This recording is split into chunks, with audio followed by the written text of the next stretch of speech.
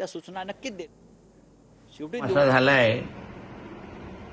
की तुझ्या मालकाला काँग्रेसच्या समोर दिल्लीत जाऊन मुख्यमंत्री पदासाठी मुजरा करायला लागतोय. उबाटा नावाचा एक छोटासा गट स्थापन करून आज निवडणुका लढवायला लागतायत.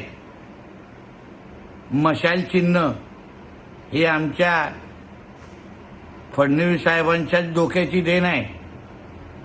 म्हणून फडणवीस साहेब हे तुमच्या सगळ्यांचे बाप आहेत.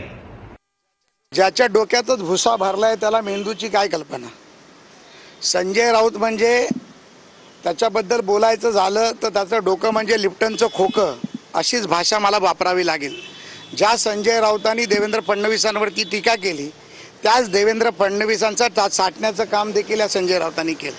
ज्या वेळेला मुख्यमंत्री होते त्यावेळेला कोण येऊन दिवसेंदिवस देवेंद्रजींच्या वर्षा बंगल्यावर बसत होतं. उद्धवजींबद्दल वाईट बोलणाऱ्यांमध्ये जर एक नंबरला कोण होता तो संजय राऊत स्वतः होता, हे नारायण राणे साहेबांनी देखील सांगितलं. जे देवेंद्र फडणवीसांवर बोलतायत त्याला एकेरी नाही तर खरं तर त्याच्या भाषेत चू बोललं पाहिजे असं माझं मत आहे.